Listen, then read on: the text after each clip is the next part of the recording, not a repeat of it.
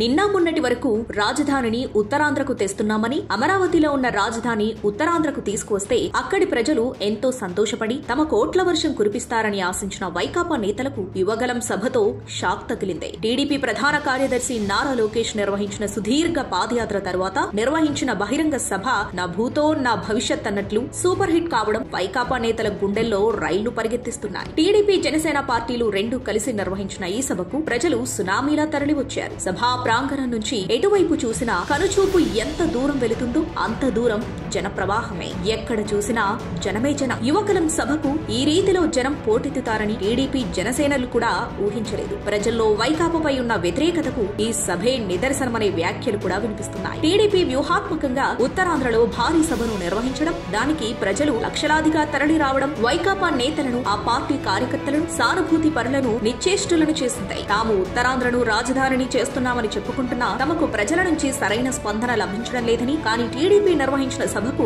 లక్షలాది మంది స్వచ్ఛందంగా తరలి రావడం వారిని నివ్వెరపరుస్తుంది. ఎన్నికలప్పటికీ తమకు మిగతా ప్రాంతాల్లో వ్యతిరేకత కనిపించినా ఉత్తరాంధ్రలో కనిపించదని వారు బలంగా నమ్మారు. అయితే వారి ఆశలను యువకలం సభ అడియాసనం చేసింది. ఉత్తరాంధ్రను రాజధాని చేసినా, ఇంకా అభివృద్ధి చేస్తామనే వాగ్దానాలు చేసినా వైకాపాను ప్రజలు నమ్మరని ఈ సభ ద్వారా వారికి అర్థమైంది. ఇప్పటిదాకా వారి ప్రాంతంపై పెట్టుకున్న ఆశలు హష్కాకి అయ్యాయనే చెప్పాలి. కాగా టీడీపీ జనసేన అగ్రనేతలు పొత్తు పెట్టుకున్నా క్షేత్రస్థాయిలో ఆ పార్టీ కార్యకర్తలు, సానుభూతి పరులు కలిసి పనిచేయరని, వారి మధ్య విభేదాలను సృష్టిస్తే వారు పొత్తు పెట్టుకున్నా ఓట్లు ట్రాన్స్ఫర్ కావని వైకాపా నేతలు ఇప్పటి వరకు చెప్పుకుంటూ వస్తున్నారు. అయితే ఈ రోజు జరిగిన సభకు టీడీపీ జనసేన నాయకులు, కార్యకర్తలు, సానుభూతి పరులు దిగ్విజయంగా కలిసి పనిచేసి సభను భారీగా విజయవంతం చేశారు. అదేవిధంగా సభలో ప్రసంగించిన టీడీపీ నాయకులు, జనసేన నాయకులు పొత్తు ధర్మాన్ని తాము నిక్కచ్చిగా పాటిస్తామని, ఎటువంటి అపోహలు దరిలేకుండా వ్యవహరిస్తామనే భావనను కలిగించారు. వారి భాష, వ్యవహార శైలి, ప్రసంగాల తీరు ఈ పొత్తు ఇప్పుడే కాదు మరింత కాలం ఉంటుందన్న సంకేతాలను ప్రజల్లోకి గట్టిగా పంపించగలిగారు. మొత్తం మీద ఉత్తరాంధ్రపై వైకాపా నాయకులు పెట్టుకున్న ఆశలను యువగరం సభ